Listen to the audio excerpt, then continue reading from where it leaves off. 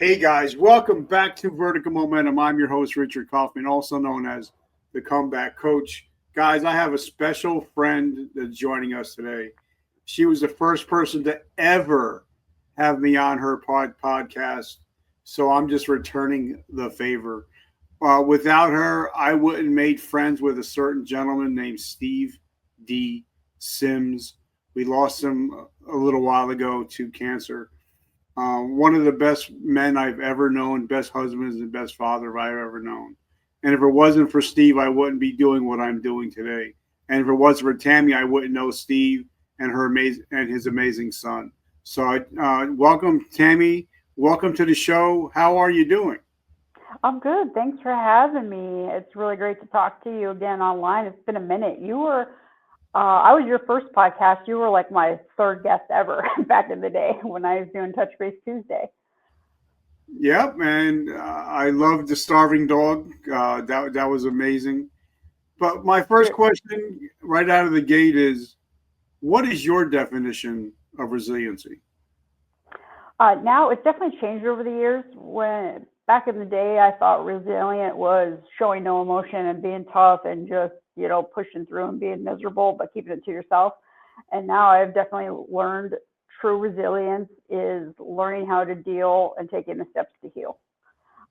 Being vulnerable, and diving into that stuff. It's a lot harder to actually deal with pain and emotion and vulnerability than it is just to be numb. And so that definition has definitely changed for me as I've grown in my own healing process. Yep. And you also have a book coming out in January, which we're going to talk about, and that's going to help the healing process also. So give us a quick down and dirty about who you are, where'd you come from, where'd you grow up, and how did you get into this crazy world? I shouldn't say crazy world, but it is an interesting world of mental health. It is. Well, I'm Tami-Girl, and shout out to Steve Sims for that. He's the one that coined that term. I hated it when he started using it because he couldn't say Tamara with that British accent of his to save his life. Steve really just changed my life. Him and his wife and his son were amazing to me. I helped him with so many ways, and they didn't have to. So what had happened was a friend of mine had me listen to Bluefishing on an audio recording when I was driving from Phoenix to LA. I was actually going to do an event for Les Brown at that point. And she had been listening to Steve Sims for a while and said, this is somebody who your personalities are very much the same. You can get to anybody. Like, this is somebody who has figured out how to monetize the exact same things that you don't know how to do. And she suggested my podcast was like 15 minutes old at that point, really. And she suggested I bring him on. And I said, somebody like this is never going to come on a 2-day-old podcast. That's because I'd had a lot of people tell me no already because I didn't have enough downloads. All the things when you start out. And people not realizing it's about the content, not the downloads, right? And she said, oh, no, he's a self-proclaimed podcast whore, so I think you should reach out to him. I did, and he came on. And it's funny, he preferenced our first meeting with, hey, I got 15 minutes, right? And we ended up being live for like an hour and a half and just had the best time.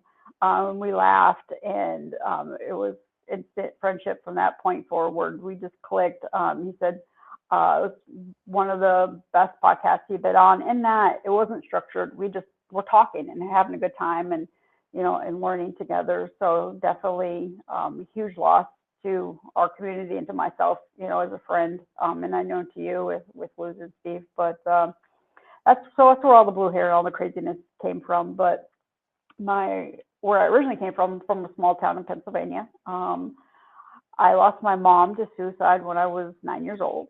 I was a teen cutter, and I was raised in the era where I was also Catholic. So I was told my mom was in hell. And so my journey with mental health really began at a young age of being told psychology was a pseudoscience, only weak-minded people, did such things. And for some reason, I just knew in my heart that there was more to mental health than the story I was getting from the church and the people around me.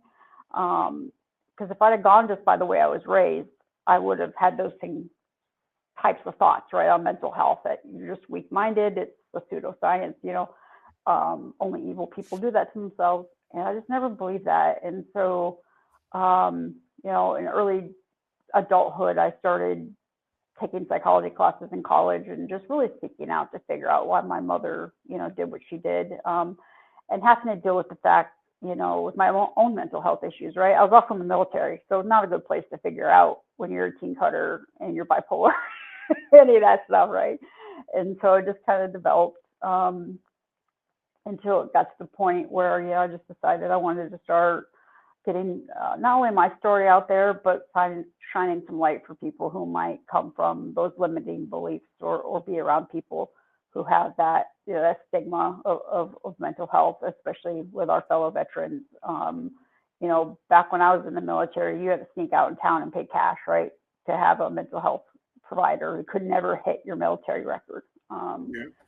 And I'm glad to see that's changing, but we're still losing way too many people. And I think this message is more important now than even 10 years ago, because with the development of social media, in my opinion, while in the history of the world has never so many people been accessible, I will also submit that we have never been so unempathetic and disconnected as we are now. People don't have conversations anymore, right? We're sending a happy birthday Facebook message. We're not calling people, we're texting people.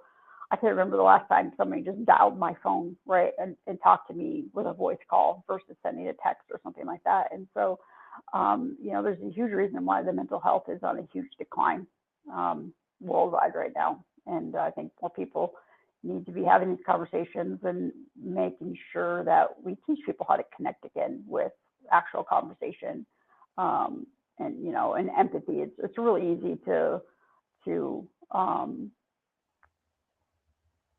say horrible things about people you don't know, right, on social media when they're having struggles with mental health, and encouraging them to do things that they shouldn't be doing.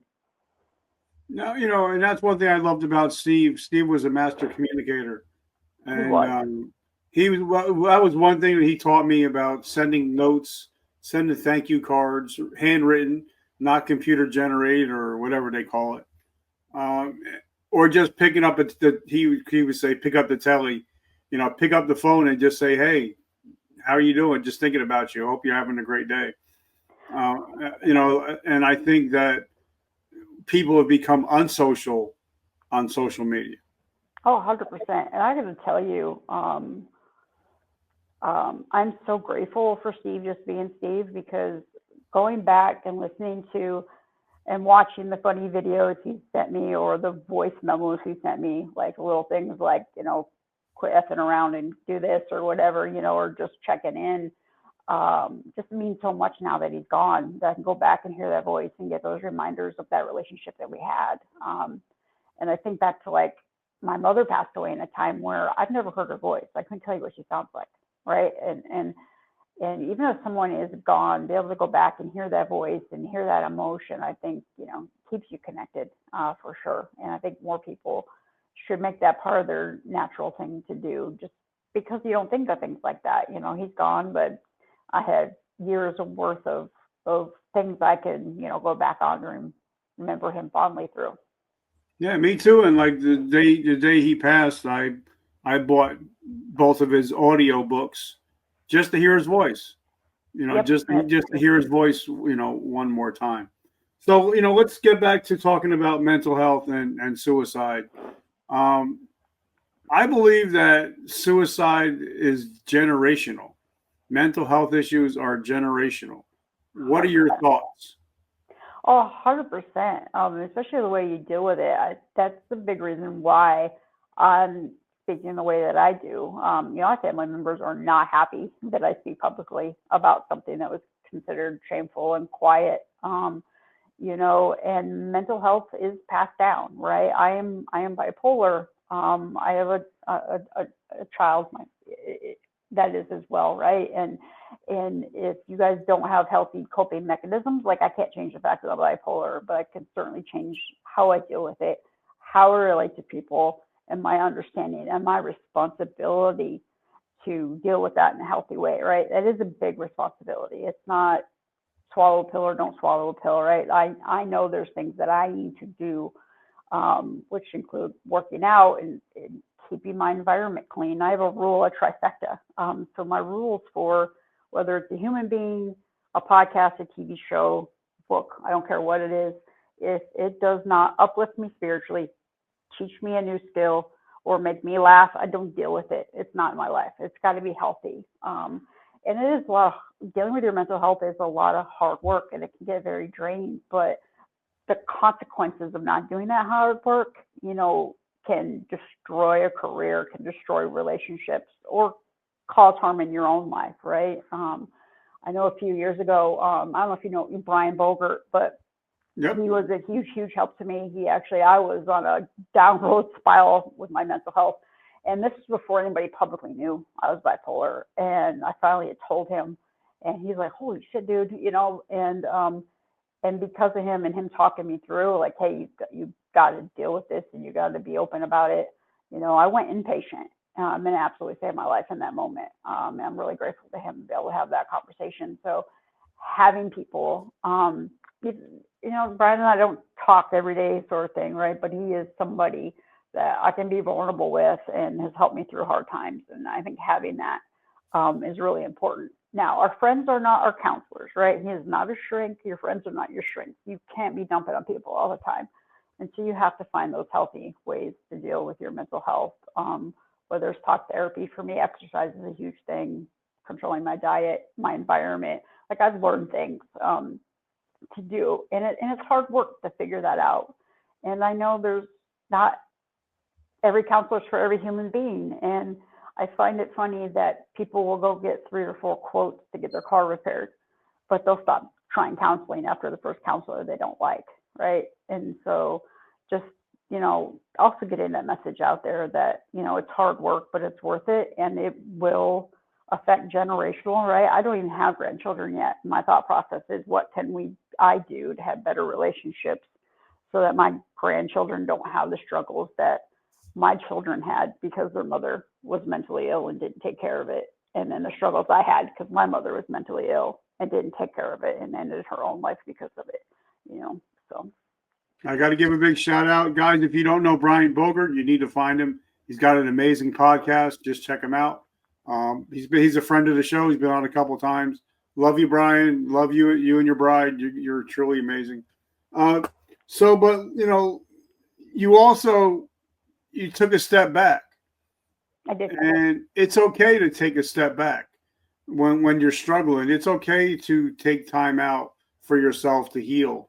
And I just did a thread about that today, that, getting help takes strength. Saying I need help takes strength. Going to therapy takes strength. So it's okay to step back and reevaluate yourself and get healthy. So talk about, because I just said I haven't seen you in a minute. It's been a while. So, but you did step back for your own mental health. So let's talk about that. Yeah, I stepped back from social media for my mental health, and kind of being out there, especially because, before I was working with some pretty high profile people, right? And the last thing I needed was my spiral to affect those sorts of people that I have good relationships with. And while I took a step back from social media, people think you disappear because of that. I didn't take a step back necessarily from life. I still have clients. I'm still booking podcasts. I'm still the hashtag queen. Right. I just wasn't doing it publicly anymore, just so because I needed that connection with humans. And that meant for me a little less on social media, a little less of trying to, be out there and present in a picture perfect way. Now, I know there are people, and they're very brave, who, share the hard times and really those struggles. That wasn't something that I felt fit me and who I am, and just being online and complaining, right? And so what I did in the background to work through that and dump that in is I wrote this book that'll be coming out, and it's called Satan's Games, right? And it's about losing my mom and dealing with the church as being told my mother was in hell and all that. And so that was a very vulnerable, very hard process. A lot of ugly crying moments and a lot of hard days. And that was just something I needed to go through with my very close-knit, behind the scenes type people. As much as I have been out there in the past, because I've had to.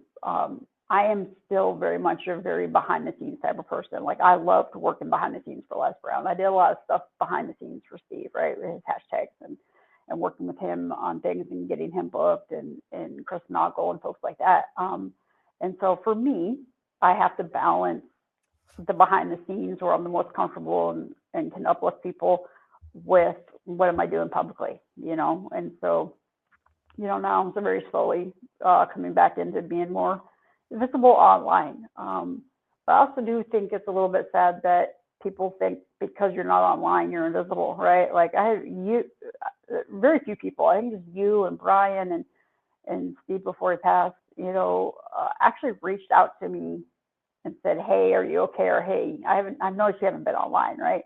You got 5,000 so-called friends on Facebook, and 4 of them actually go, hey, haven't seen you in a while, right?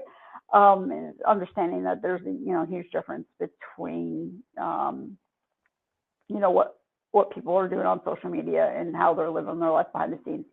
You shouldn't assume that they're invisible because you're not seeing them on social media all the time.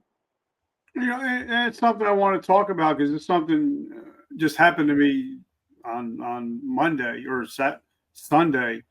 Facebook deleted all my profiles, all my groups, and it felt like everything I built for 15 years was gone. Yeah, it's hard. They did that to me about, I think 4 or 5 years ago when Starving Your Dog went viral. We had gotten too many views and too many impressions and too many people requesting to be parts of the groups and stuff. And they did the same thing. They just completely erased it. It did. It almost felt like you had been murdered, right? Like it was definitely a huge hit to the psyche and that panic of, how will people get to me? But I think that's a huge lesson, as we were talking about earlier before we went live. And you need to be on multiple platforms, but more importantly, you need to have relationships and hopefully create an impact that can be carried off of Facebook, right? Like that day we went to New York City to go see Wicked on Broadway with my daughter and my wife, and I'm like, you know what? This is the real stuff. Yep. It's okay to have friends, or followers, but this is the real deal. Mm-hmm. And it kind of brought me back to square one and be like, okay, I know who I am, and I got to get back to my basics. And I think sometimes we have to go back to square one. Sometimes you got to start over again, right? Absolutely, and get back to just living life. So part of my mental, when I went inpatient, you don't have cell phones or anything, right? But I will tell you that 30 days with no cell phone was probably the best and most connected and refreshed as a human being I had felt in a very, very long time. Like it was just way less stressful. You weren't constantly looking for notifications. You weren't constantly checking, is somebody checking on me? I really got to spend time with myself and work on writing my book and just figuring out who I was, but more importantly, where I was trying to head, in a healthy way for me. I think more people need to take some time, and even if it's just for an hour, put your damn phone away and connect with somebody. Even take your dog to the park, something, right? Just do something where you don't have a screen, in your hand. And it really will help your mental health a ton, trust me. And it shouldn't be the first thing you grab in the morning. I don't even charge my cell phone in my room at night anymore. I had to go get an old-fashioned alarm clock and do things just so you start your day, in a connected way, right? I think the filter of the screens that we use has just disconnected us from everything. Yeah, and then I realized that I'm using it as a dopamine hit. Every time I would open up social media, it was for the dopamine. And then I started thinking, wait a minute, this can't be healthy if I'm just going for the dopamine hit. No, it's a drug nobody considers a drug because it's common or popular, but it's just as destructive and can be for certain people. Some people can handle it fine, some people can't. But when you're constantly looking for that validation in that way from people who aren't truly invested in who you are as a human, it isn't healthy. Okay, so now you have a book coming out in January we talked about. Um, I know when I wrote my first book, it was painful. I had to rip open a bunch of scabs. I had to heal. I actually had to ask people, did this really happen? Because I was too drunk or too high. I don't remember. So, but then I had a lot of people be like, don't mention me in the book. Don't write about me in the book. And I'm like, but it's my experience. This is Right. from my point of view. This is what I felt. This is what happened to me. So talk about the experience of writing this book.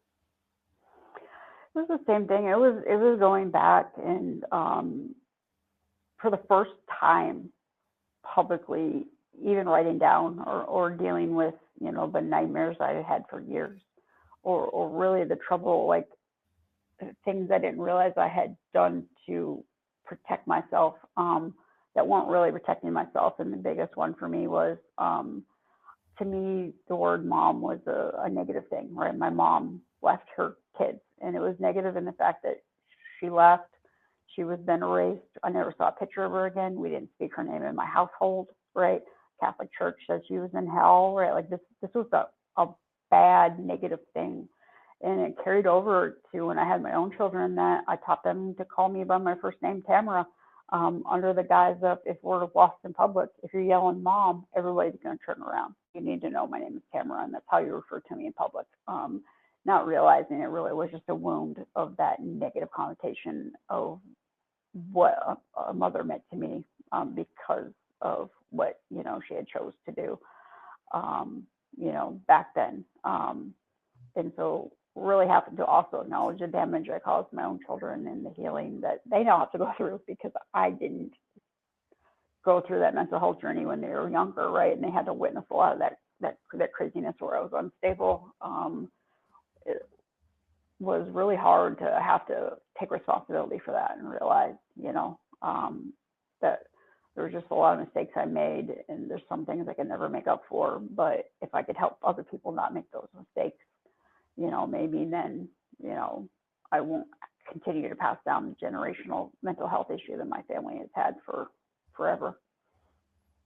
So how do you take care of your mental health today compared to the way you used to take care of your mental health? Well, first of all, I acknowledge the fact that I am bipolar and I have PTSD. I used to think it was crazy because, they diagnosed me with PTSD because of what happened with my mother and the things I went through. And I had this attitude of, well, I'm a veteran. I was never in a war, right? I had this connotation of, right, I wasn't shooting people. People were shooting at me. And so I didn't understand what I had gone through at that young age was extremely traumatic, and how my brain reacted to it is the definition of PTSD, right? And acknowledging that yes, I am bipolar, so there's certain foods I can't deal with. If I don't exercise, I will implode after a while. I do have to take those social media breaks and be authentic with myself. And okay, I need to get back to counseling, or maybe it's inpatient time again, right? And just being honest about where I'm at, and not putting band-aids over things, and not pretending I'm fine when I'm not. A lot of people, like when you hear the word PTSD, first thing people think of is war, That's what I used or to think. but it can be somebody taking their life. It can be going through a messy divorce. It could be somebody, attacking you. It doesn't have to be a war to have post traumatic stress. It's just something that happened to you that you're having trouble dealing with. But I also believe that there's post traumatic stress, and then there's post traumatic growth. Like when I had a talk with Mr. Ed Milet, and Ed said, Rich, nothing has ever happened to you. It has all happened for you, and everything is a 100%. teachable moment. Yes, So talk about post traumatic growth. post, post it really, I love Ed. I had the opportunity to work with him several years ago when he was on a tour with Chris Noggle. Just very humble. Not very one of the most humble human beings I've ever met. I think the post traumatic growth is understanding that there are certain traumas you are going to have to acknowledge and work through and figure out how there's no such, I forget the speaker, and I'm apologize now, but talked about there's no such thing as a good memory or a bad memory, right? It is how we have programmed ourselves to react to that memory. And so even though something's traumatic doesn't mean that that memory needs to continue to make you spiral or, cause destructive behaviors like it did in the past, right? And so part of writing this book for me was dealing with these memories and not drinking alcohol or not cutting myself or, not getting into that spiral, and instead, being proud of myself of what I've gone through and looking at it from the lens of God put me through this. How do I leverage this to help other people versus, how do I let this bury me, which is what I was doing in the past, right? Like, if there truly is, and if you believe in the good Lord above, truly a reason why you go through everything you go through, the reason isn't for you to be destroyed, right? The reason is, how do I take this knowledge and help someone else, God cares about, to better navigate that situation. And so I guess that's what that growth part means. That doesn't mean forgetting, doesn't mean shoving it down. It means acknowledging it, respecting it, and how am I going to deal with this going forward? I love it. So now this is a teaching podcast. So if somebody out there is struggling with post-traumatic stress or depression, anxiety, because they're all bedfellows, depression, anxiety, PTSD, they're all hanging around with each other. So what would be your top 3 pieces of advice if somebody's looking to get help for struggling with these things? First and foremost, besides reaching out, finding a counselor that works for you, a lot of people look at mental health issues as Tami-Girl needs counseling or Richard needs counseling. It's 100% environmental issue. How are the people around us aware of our situation reacting to us? It may mean your parent or your spouse or your friend need to go through some sort of counseling as well on how to have a healthy relationship with you. It sadly may mean removing yourself from some people for some time until they can learn to respond to you in a different way. It isn't just, we tend to put all the burden of mental health on the individual who's struggling and not realizing it's a 1,000% environmental issue, right? Everything touches it. And so the way other people are reacting with you, it could be your work environment. You really do, I think the top thing is look at your environment. And if it's not healthy, take steps to change that environment. And if that environment won't change, your change needs to be getting out of that environment. And I love that, and I believe that mental health touches everybody. I don't care who you are. Yeah. It touches every part of the family. It touches the workplace. It touches everywhere. But now a lot of the people that listen to the show, they're veterans, but they're also vetpreneurs. They're entrepreneurs. Mm-hmm. So one thing that when we first started talking is you're known as I call you the hashtag queen because you were so important in helping me with my hashtags to get me to where I'm going to be. So now with social media being everywhere, is hashtags still a thing?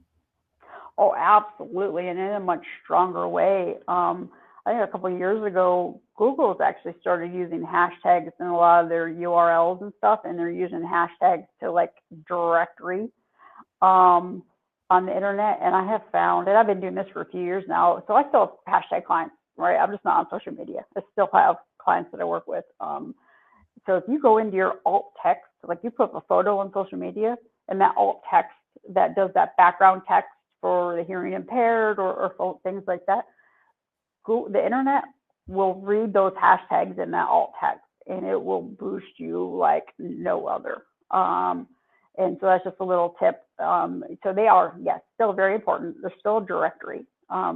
there's still kind of like a meta tag or a data tag, right? And especially once you have your brand and your people find you, right? They're going to look for those hashtags. You can go on social media and click on hashtag Steve D. Sims, right, and go straight to his content. And so if you are aware of who you are or the audience you want to reach, then yeah, hashtags are still very, very important. They're not any less important than they were. They may work a little bit differently, but I'm telling you, do the alt text and see if things don't dramatically increase for you. But I've had a couple of people that work in the background for Facebook. I mean, YouTube, Facebook, and Instagram, and I'll tell you, it doesn't matter. Well, they used to say that, there's a lot of people that would just stuff as many hashtags as they can into it. But from my experience, I'm still a rookie at this. I've been doing this 12 years. I'm still a rookie. I found that 3 to 5 hashtags usually does the job for me. Is that still the norm, or should it be way more, or should it be less, or does it depend? I like the trifecta. I like the 3 to 5, and I'll tell you why. So kind of the layered hashtag approach I use is to use my brand hashtag. So like, for example, hashtag I am Tami-Girl is on everything I do, no matter what. When I was doing the starving dog, and when we bring the starving dog back, put action where your hashtag is, right, is on every single thing. That is a brand identifier, right? And then use a hashtag for the type of content we are using, and then a hashtag for the type of audience you want to reach is the rule that has done me very, very, very well. So what's going on now? You're probably going to be on a podcast tour, and thank you for letting me interview you and hanging out with you. So thanks for bringing me back on after all these years. I was nervous, and I wanted to have somebody I knew I could have a friendship, comfortable conversation with for doing this again. Because despite, as much as I don't shut up when you know me, or when I'm out there, being public is very uncomfortable for me. So this is just a conversation with a friend. So I'm really grateful that you are my first coming back. I love it. And now my friend Adam Duvall, he says hello. He actually has a group called Mental Health Warriors. He actually has a podcast, and I would love to get you on his podcast. Oh, I'd love to. I think I've seen his group, the Mental Health Warriors group, pop up in my feed quite a bit. So. Yep. So I would love to get him on his show. He's truly amazing. He's based out of the UK, so you get a different kind of group of people from like the United States and the UK. So it's pretty cool. So it's funny. I have a huge following in Australia, and I will tell you, it is definitely a different demographic. They're a little more out there wild than they are here in the U.S. for sure. So what do you got going on in the next 90 days? Well, the book's coming out in January. So what else you got going on now? For the next 90 days, I'm getting ready to go more public with, my podcast booking offerings and the hashtags and more importantly, teaching people.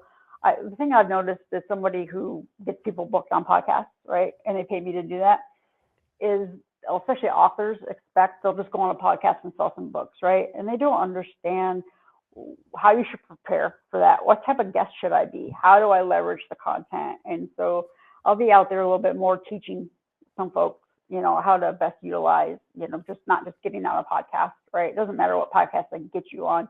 If you are uninteresting or don't understand how to navigate, an interview, or especially if the interviewer is dry and more rigid, and how to kind of get your personality out there, then it doesn't matter how many podcasts you go on. It's not going to boost your sales, as an entrepreneur. And so I wanted to get back out there more and teach those kind of behind the scenes things that people don't think about when they just get focused and go, I have a book or I have a product.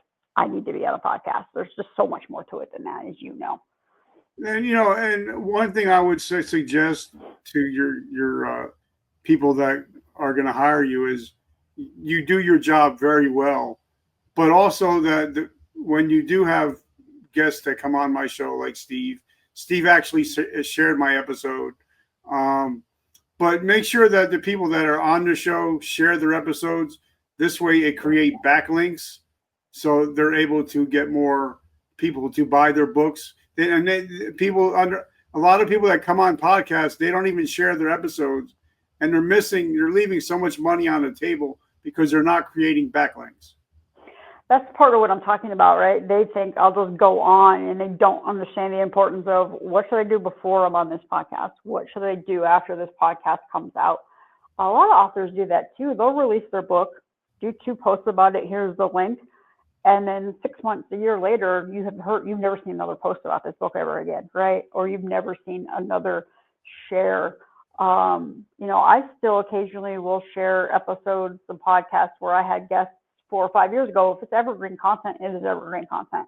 It is okay to reshare that, find new people, and still use that. And so that is a great lesson. And it's not because people, some folks say, "Oh, I don't want to have people on a podcast because they're not doing anything to share this, or they're not doing anything to help my audience." Well, are these people being educated? Like, we're not educating people on how to be a decent guest and how to utilize that in a way that helps the podcast you're on, and more importantly, exposes you to more people and helps the message that you're trying to spread. And I think it's coming down to lack of education, and so I'm hoping to help change that a little bit with some of the content I'll be coming out with, and opportunities for folks to come. I have a free downloadable checklist of what to do before I'm on the podcast, what do I do with these links afterwards, and an actual 30, 90-day planner, for what you should do once you go on a podcast and after you come off of it. It'll help you build better relationships too, right? Podcasters, as you know, love guests who are out there wanting to share the message and bringing new people, to their message. And especially if you're still sharing that link a year or 2 years from now, right? Like that's a great relationship to nurture, and have around.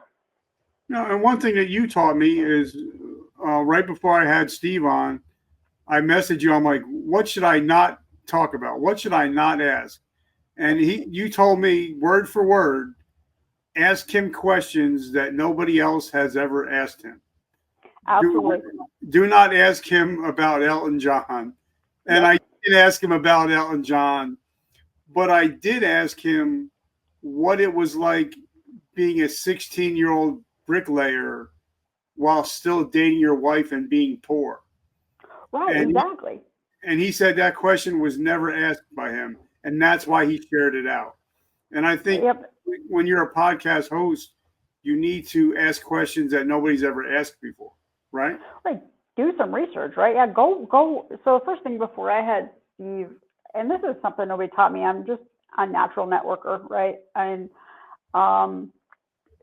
before I brought Steve on my podcast, besides being nervous because, my episode, it's funny, when I brought him on, when I emailed him to come on my show, I was like, I got 3 listeners and 2 of them are my dogs, right?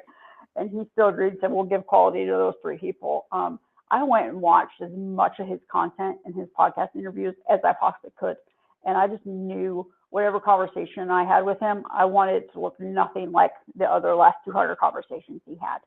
And too many people try to get in a structured, I'm going to ask these questions, I'm going to do this thing, and you're losing out on amazing normal flow conversation. You may have some questions you like to ask, right?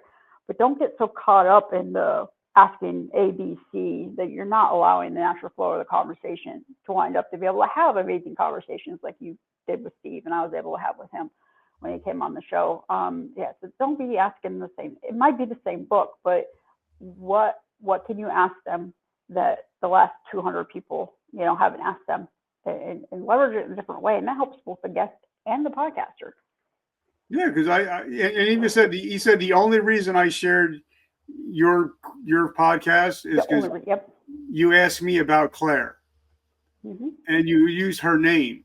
It wasn't just. He said you actually did some research, which I thought was pretty amazing. So Tammy, how do we find? I'm sorry. Go ahead. When you do have guests like Steve Sims or Les Brown or Ed Milet, right? The chances are pretty slim they're going to share your episode. They don't need to, right? They don't need to be in your sandbox, right? You're something they're doing to get out there.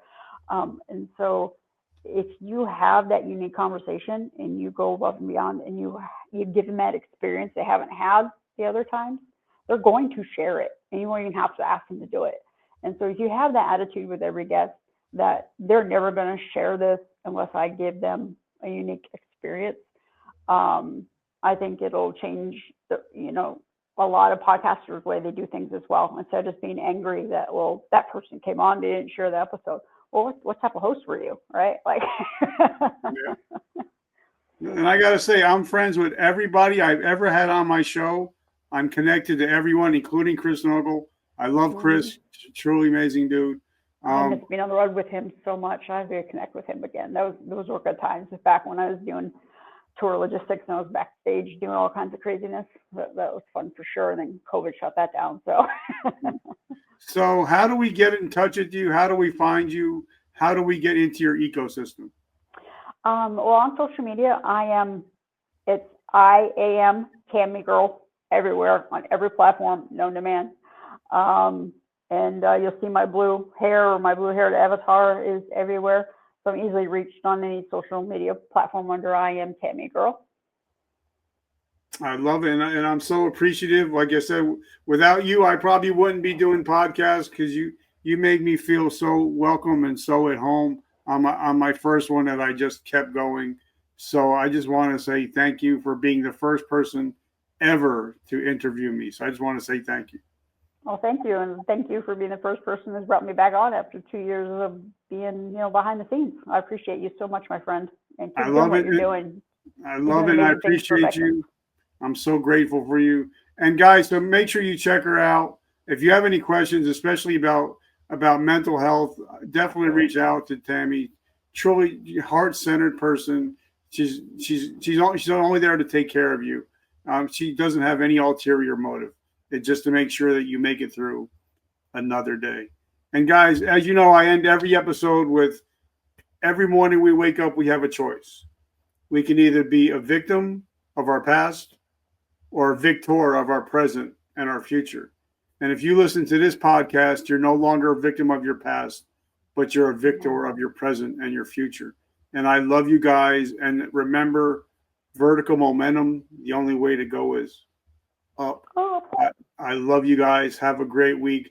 Tami, thank you so much, and have a great week. And I can't wait to see what you got coming up, because I know whenever you do anything, you put 1,000% into it. Thank you, my friend, and we will connect soon for sure. Thank you so much. And when that book comes out, I want to be the first person to have the autographed copy. 100%. You're going to get the first copy. We're going to get it's going to be out print here pretty soon. I'll send you a copy so you can read it, and we'll jump on another episode together if you want. All right. Well, have a great week and take care of yourself. Thanks, you too. Thanks. Bye.